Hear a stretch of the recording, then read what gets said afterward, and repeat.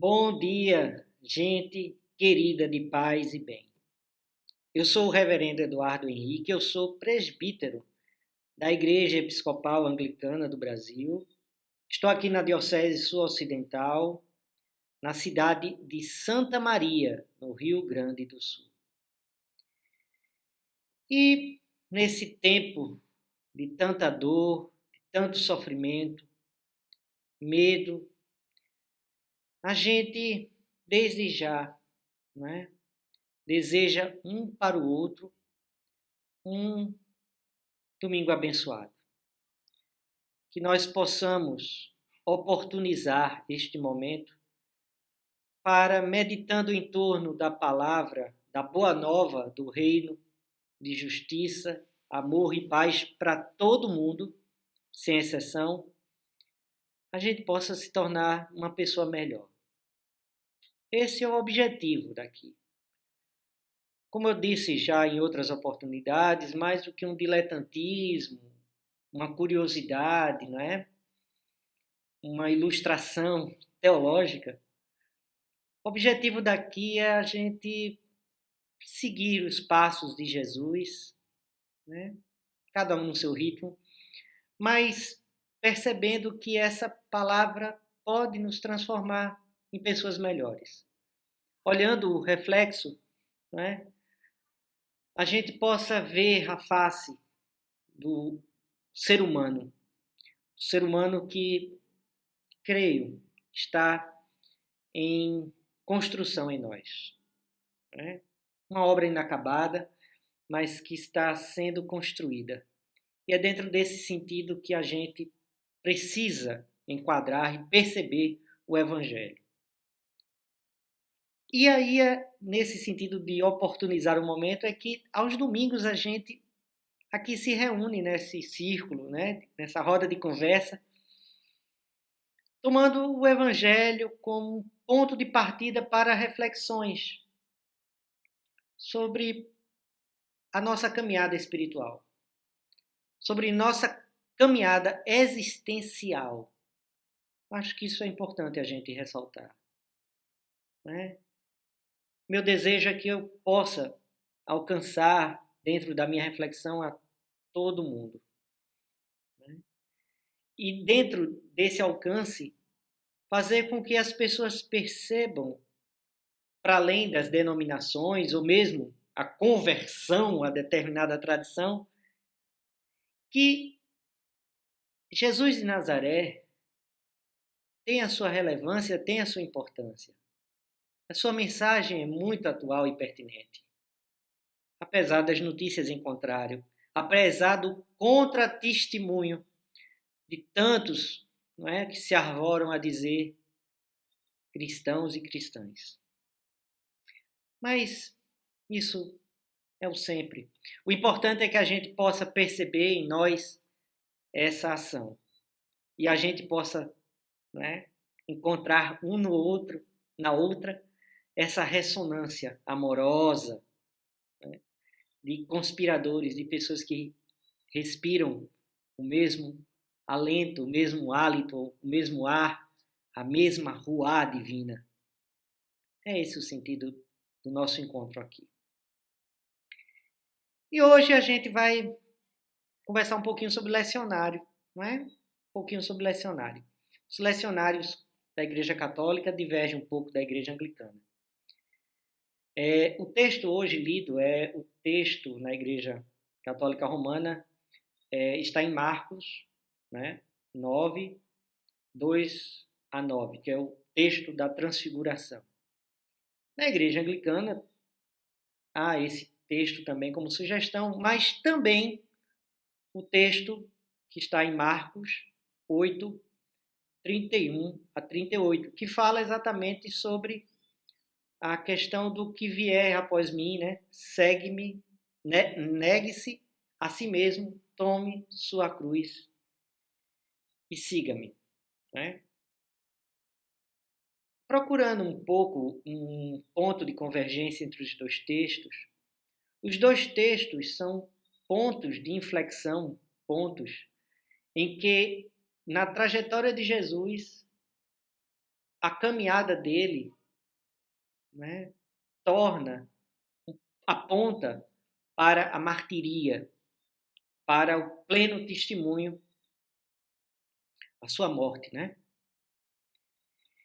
E aí a gente precisa pensar um pouco com coragem, com serenidade, né, essa questão tão crucial e, ao longo do tempo, tão maltratada, que é a questão da experiência da cruz. Mas antes da gente falar sobre a cruz, né, e eu convido, não é, que vocês não se assustem, é importante a gente falar sobre a experiência da cruz. Vocês vão ver que tem uma mensagem profunda no sentido humanístico, tá? Eu peço que vocês esqueçam por um momento, né? Coloquem de lado, pelo menos, isso que vocês escutam tantas vezes na escola dominical e na catequese, né? Escutou talvez sobre a experiência da cruz e no catolicismo popular, na espiritualidade do povo, né? Sobre essa questão da cruz. Eu acho que vai ser bem interessante a gente conversar sobre cruz. Mas como eu disse, antes da gente começar a conversar sobre a cruz, eu gostaria de convidar você, se ainda não é inscrito, se inscrever no canal Paz e Bem. Venha fazer parte dessa comunidade plural e de paz. Curta, compartilhe, isso ajuda demais, demais, demais, demais mesmo, a que outras pessoas conheçam. E que, curtindo, o YouTube perceba que é relevante e apresente para outras pessoas fora do nosso círculo, tá? Isso, as pessoas vão conhecer o canal Paz e Bem. Se você tem condições, faça sua assinatura solidária. Tem um link aí na descrição do vídeo para você fazer a sua assinatura, tá bem? E se você já é assinante, muito obrigado. Vamos lá, vamos falar sobre a questão da cruz. Mas vamos ao texto, né? Ao texto em que Jesus fala exatamente, inclusive, para as multidões e seus discípulos. E aí está em Marcos 8, o texto que vai ser lido na Igreja Episcopal. Na verdade, tem sugestão de 2 textos, como eu disse, esse e também o seguinte, né, que trata sobre a transfiguração. Mas eu gostaria de ler o trecho em que Jesus fala sobre a cruz. O texto está em Marcos, capítulo 8, começando no versículo 31. E começou a ensinar-lhes: o Filho do Homem deve sofrer muito, ser rejeitado pelos anciãos, pelos chefes dos sacerdotes e pelos doutores da lei. Deve ser morto e depois de 3 dias ressuscitar. Dizia isso abertamente. Então Pedro, levando Jesus à parte, começou a repreendê-lo. Mas Jesus, virando-se e olhando para seus discípulos, repreendeu Pedro, dizendo: vá para trás de mim, Satanás. Porque você não pensa nas coisas de Deus, e sim nas coisas dos homens. E chamando a multidão com seus discípulos, Jesus lhes disse: se alguém quiser seguir após mim, negue-se a si mesmo, carregue sua cruz e me siga. Pois quem quiser salvar a própria vida, a perderá. Mas quem perder a própria vida por causa de mim e do Evangelho, a salvará. De fato, que adianta uma pessoa ganhar o mundo inteiro e ter a própria vida destruída? Pois o que uma pessoa daria em troca da própria vida? Se alguém se envergonhar de mim e de minhas palavras, no meio desta geração adúltera e pecadora, também o Filho do Homem se envergonhará dele, quando vier na glória de seu Pai com os seus anjos. Bem, esse é o texto, né? E aí eu gostaria de trazer essa questão do ponto de convergência na caminhada de Jesus, e aí dentro disso, como que um anúncio ou uma abertura para a revelação da sua martiria, do seu martírio, né? E aí a gente precisa compreender uma coisa que deve estar com muita clareza em nosso coração. Jesus não é um masoquista. Jesus não é uma pessoa com problemas, né, de ordem emocional ou psicológica que sofra de um transtorno em que faça com que ele busque a morte. Estou buscando a morte, eu vou em direção à morte. Né? Em nenhum momento ele diz, eu quero ser morto. Como vocês viram no texto, ele não diz isso. Ele não busca a morte. O que ele diz? Ele diz que ele vai sofrer muito na mão dos doutores, na mão dos fariseus, né? Dos doutores da lei, dos sacerdotes, ele vai sofrer muito. E aí a gente precisa compreender como ao longo do tempo isso foi feito, né? Foi interpretado, vamos dizer. E uma das questões é que Jesus, de antemão, já sabia de tudo, como que uma revelação divina, e que ele era parte de um projeto, né, de que ele fosse morto na cruz. Bem, essa é uma teologia que se consagrou, inclusive nas primeiras comunidades cristãs e dentro do cristianismo, né? Existia uma troca, né? Jesus morreria na cruz por nossos pecados e por isso o seu sangue nos lavaria. Bem, essa é uma tradição dentro da igreja cristã. Eu não quero aqui desdizer desta tradição. Eu gostaria de apresentar uma outra possível, né, reflexão em torno deste texto do negue-se a si mesmo, pegue sua cruz e me siga. Jesus percebe no seu caminho, estamos aqui no capítulo 8º, né, do Evangelho de Marcos, literalmente no meio do caminho. Nós estamos aqui numa constatação. Jesus está como que lendo a realidade. Ele está a caminho de Jerusalém. E o que é que ele antevê e espera? Espera isso, né? Sofrer muito na mão dos doutores da lei, dos sacerdotes, né? Dos fariseus. É isso que ele percebe. Diante de uma pessoa que leva às últimas consequências, um princípio de integridade, no compromisso daquilo que é dito e daquilo que é feito,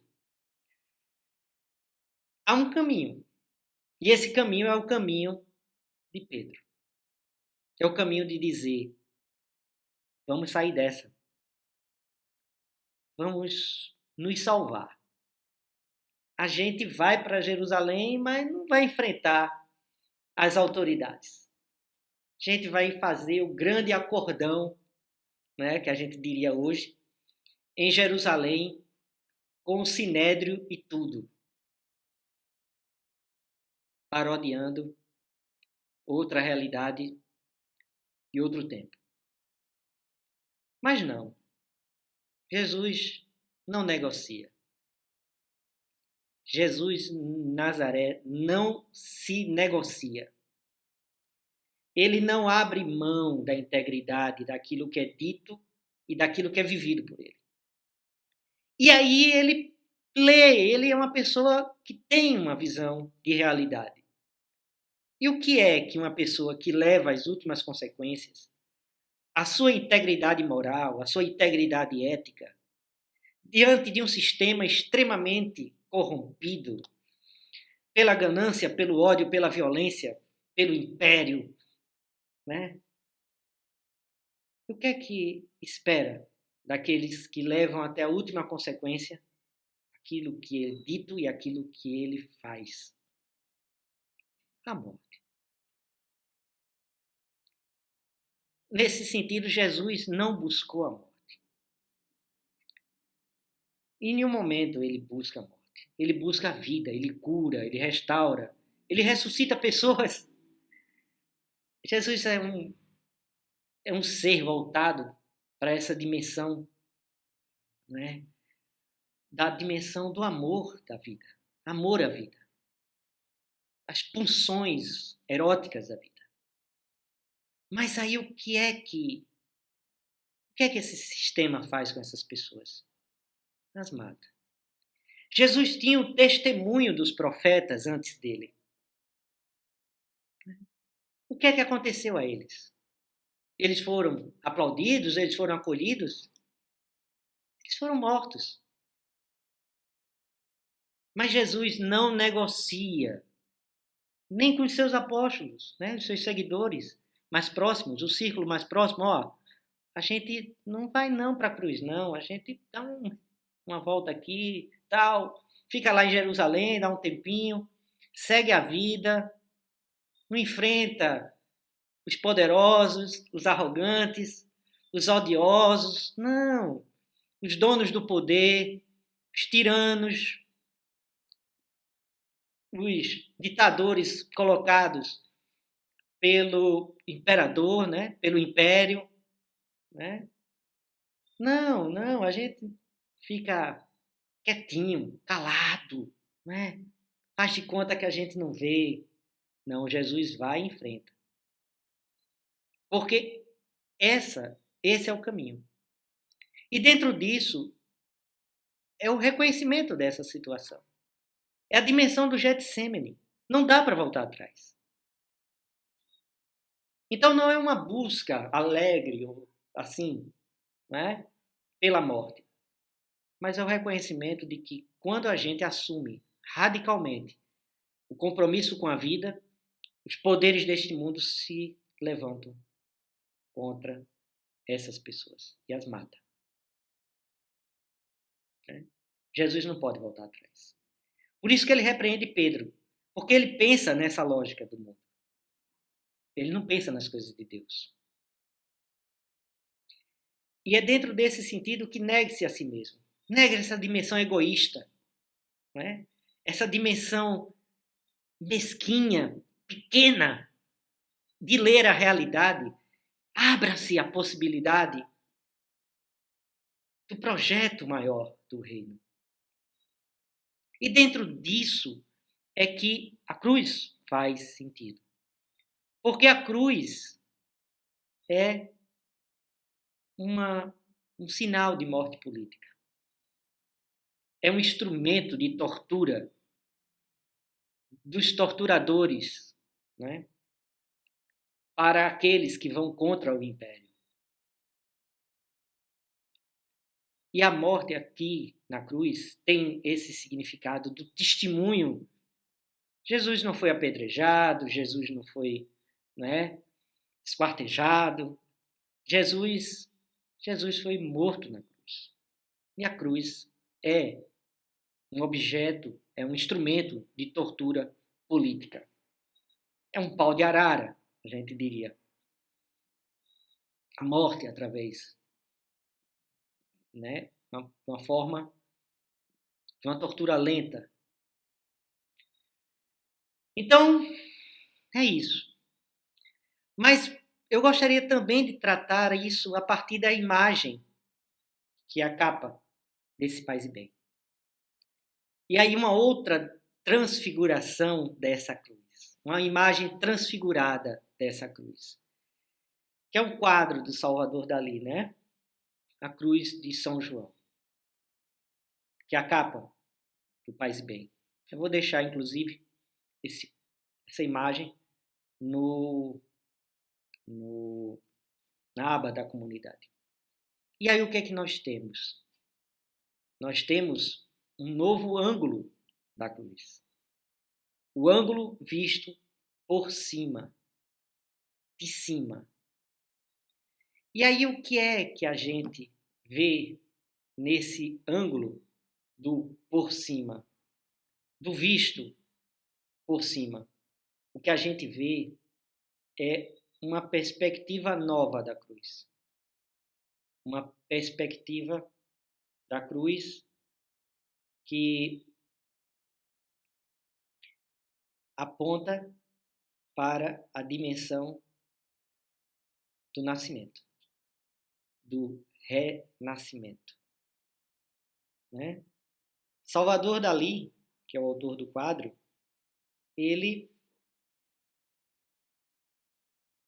soube captar bem esse mistério da imagem do Jesus na cruz. Essa perspectiva nova, né, que através da arte do Salvador Dalí se transfigura, é a imagem de uma nova perspectiva da cruz. A cruz, não como um elemento do sofrimento, mas como lugar do nascimento. E o pintor soube guardar isso nessa pintura. Se vocês observarem no quadro, temos, né, Jesus crucificado. Mas esse Jesus crucificado, ele está assentado não na terra, ele está assentado no horizonte, uma perspectiva de horizonte. E dentro dessa imagem do Jesus, podemos perceber a imagem do útero. O útero e as trompas, né? Seus braços. E no centro desse útero, como que um feto, a própria cabeça do Cristo. E é essa dimensão que eu gostaria que a gente pudesse captar da cruz. Na sensibilidade do artista, aqui vemos Cristo como útero e o seu corpo como um espaço de nascimento do homem e da mulher, novos e novas, da gente nova. Não como o objeto de tortura que eu falei, pau de arara, mas transfigurado aqui no instrumento de nascimento. Um lugar de manifestação da vida. Não como lugar da morte, mas como caminho para a plenitude da vida. A convergência para a vida verdadeira. E é dentro desse significado que eu gostaria de que a gente guardasse da cruz. Como um ponto de convergência, né? De mudança a uma nova realidade que acontece em nós. E que o pintor Salvador Dalí soube captar também. E que nessa perspectiva a gente possa compreender a cruz e as dores do parto do tempo presente em nossa vida, em nosso país e no mundo. E a gente possa transfigurar a dor de tantos e tantas. Dor verdadeira, dor legítima, dor da morte de tantos, do sofrimento, dor do medo, medo do contágio, medo da nossa fragilidade, dor de estarmos à deriva diante da política genocida implementada em nosso país. Que a gente possa verdadeiramente, né, tornar esse lugar de nascimento. Que a gente possa trazer conosco fazer de nós úteros, né, desse ser humano novo. Que essa grande quaresma seja sinal disso. E, para terminar, eu gostaria de deixar com vocês uma bênção especial. E que a gente possa, né, como comunidade de paz e bem, nos fortalecer para enfrentar esses tempos difíceis. E aí fica aqui o convite. Uma dessas formas é o orar junto, orar em comunidade. Estamos orando sempre aqui às 21 horas, né? Um ofício no final do dia, em que utilizamos o livro de oração comum da Igreja Episcopal Anglicana do Brasil. Sintam-se todos e todas abençoados e abençoadas.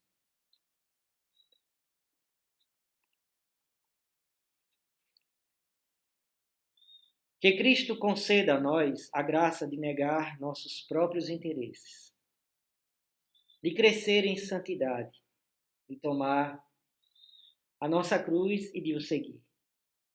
Que a bênção de Deus onipotente, Pai, Filho e Espírito Santo, seja conosco e conosco habite eternamente.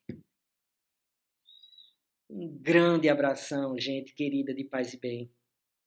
Uma semana verdadeiramente abençoada para todo mundo. Fiquem com Deus, o Deus da vida. Tchau.